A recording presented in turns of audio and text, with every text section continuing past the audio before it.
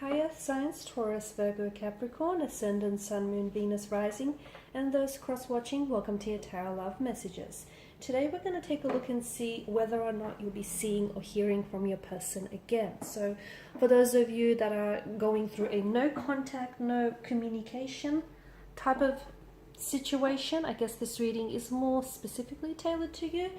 It still remains a general reading, so please just keep that in mind. If you're after a personal reading with myself, please feel free to reach out and inquire. I will list my email address just below the video here where the show more section is. Otherwise, let's go ahead and begin with the reading. So will you be seeing or hearing from your person again?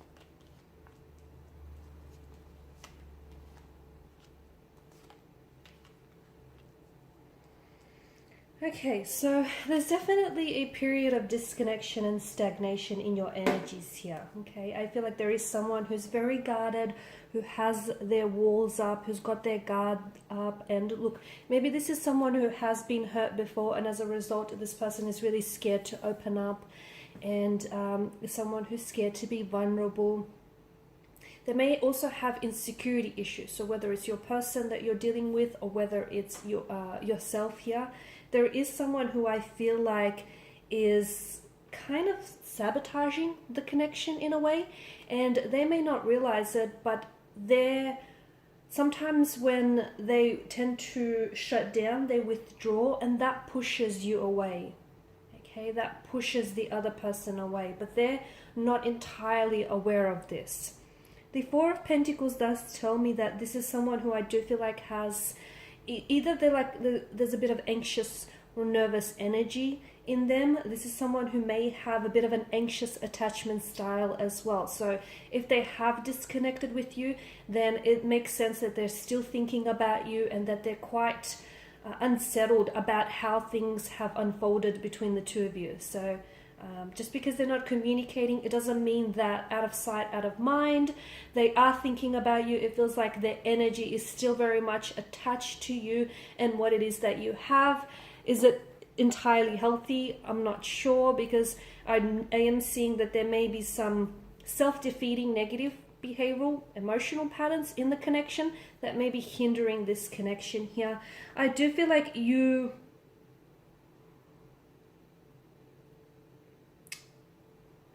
for some of you, I do feel like this is someone who may have ghosted you, okay? You may be dealing with someone who has an anxious attachment style but has ghosted you, and that is fueled by their insecurities, and it's that self-sabotaging that I'm seeing in this connection. For others of you, I feel like some of you, I don't know that you will be hearing from this person again, because it feels like this person is... things have ended for the both of you, okay? And it feels like this person here is undergoing a period of growth, of transformation. It's this, they're transitioning into a new chapter, and unfortunately that new chapter doesn't involve you, or it doesn't involve them in your life. It just feels like you're going two very separate ways here. Someone here wants to come back to what they once had, but I don't know what they once had was all that healthy, or I don't know that it was worth repairing, so to speak here. That's only for a small handful of you. I feel like there is a lot of fears, insecurities, anxieties, a lot of like self limiting beliefs and kind of negative emotional patterns that your person has that stops them from reaching out to you, or it kind of all of those things that I mentioned is what dictates their actions. So this is why they pull away, because they're scared to express themselves, they're scared to be vulnerable, they're scared of emotional intimacy. Okay, if this is someone who's ghosted you, then this person was scared of having this uncomfortable and awkward conversation in which they'll be made to appear as the bad guy. So they thought just by completely pulling away, they didn't necessarily have to explain themselves, and they avoided having that uncomfortable conversation. But they also kind of didn't end things entirely with you, from what I can see, and that was all a part of the plan. So if you are listening to this and your person has just kind of disappeared and just like vanished, or they pulled away abruptly, then I feel like, yeah, things may have ended between the two of you, but in their mind, it was a strategic move, and it was one in which they may not have been ready for a relationship, or they may not have been interested in pursuing anything with you at that point in time, but they thought maybe later down the track, because the Knight of Wands does exude a bit of a player energy, maybe later down the track, they thought that, they'd leave the door just slightly open, slightly ajar, to possibly revisit things if it suits them. So for some of you, it is likely, and that's the thing, a lot of the time when people do ghost, they do that because it's like there's no sense of finality to that kind of behavior or to that kind of episode, and they ghost in a way because it doesn't end things entirely. It kind of still leaves the door open for revisiting things in the future. Okay, so for some of you, I do feel like there is a possibility that this person is going to come back into your life, but are they going to stay? I don't think so. So if they've ghosted you once, it's very likely they'll do it again, and this is a behavioral pattern that we see play out.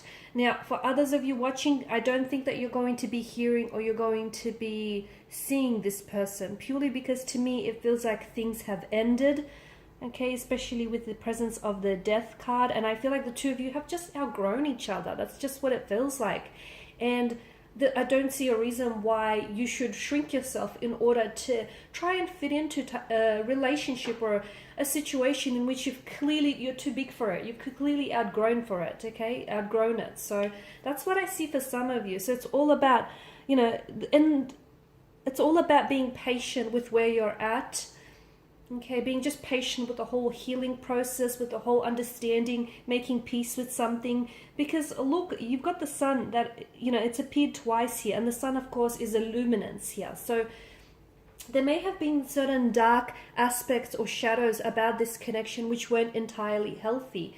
And maybe, there was just so much excitement in the beginning that you tend to have glossed over some red flags. So really try and think back on,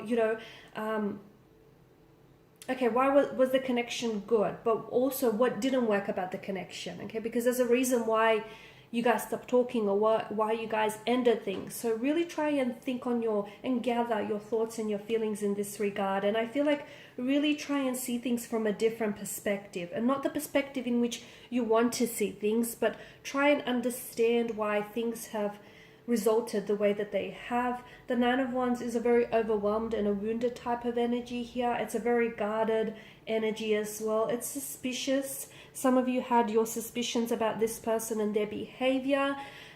They may have betrayed your trust. They may have given you a reason to even be suspicious. Okay, so definitely a presence of deception with the Seven of Swords.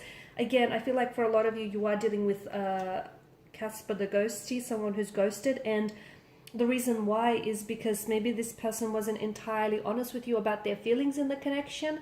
Maybe this person, as I've mentioned, they have sort of decided to pull away, but not entirely end things, because just in case in the future they ever do decide to want to come back, they're just going to reappear in your life, and they're going to sort of act like nothing's happened. So that's what I'm picking up with this energy, a sort of like a deceptive, a sort of like a tricky, sneaky kind of energy here. Your person also, I feel like, wanted to try and, the reason for their silence or the reason why this person has pulled away is because I feel like they're trying to, it's like they're trying to hope that, it's like they're wanting for like the passing of time to try and dissolve a situation instead of wanting to resolve it and be honest with you about what had happened here between you and this person, or you know, with this situation. They're hoping that by not communicating and by giving this connection and this situation time and space, it's going to dissolve the issues, but it won't. In fact, if anything, is going to, you know, pile up on the issue. So they really should be I guess more aware of that. I am seeing a forgiveness. Some of you are wanting an apology from this person or expecting an apology from this person. Some of you are owed an apology, rightfully so. So if this person does come back into your life, for some of you watching, I do feel like it's likely to happen. They're going to act as if they never did any wrong, or they're going to act as if they've never done anything wrong, or they're going to act as if like it's normal when it's not, okay? It's going to be a little bit awkward, to be honest with you. Hold them accountable, okay? Make sure you hold them accountable. Make sure that you hold yourself accountable as well for the role that you played and the role that they played in this as well. Be careful, because I feel like when they do come back, I still see a bit of a pattern that they're clinging onto, okay? And I still see that there is a bit of a deception to this situation. So are you the one who's deceiving yourself? Are you the one who's constantly making excuses for this person and their behavior? Or is it that your person is being emotionally manipulative? Is it that your person is telling you a truth, a version of the truth, when truth doesn't have any versions? Is it that, you know, they're telling you what you want to hear instead of what you truly need to hear? So be careful, because there is, and it's mental deception. It's someone who's very good with playing games, head games. It's someone who's very good with weaving a story with their words. They're natural wordsmiths here. So be very careful in that regard.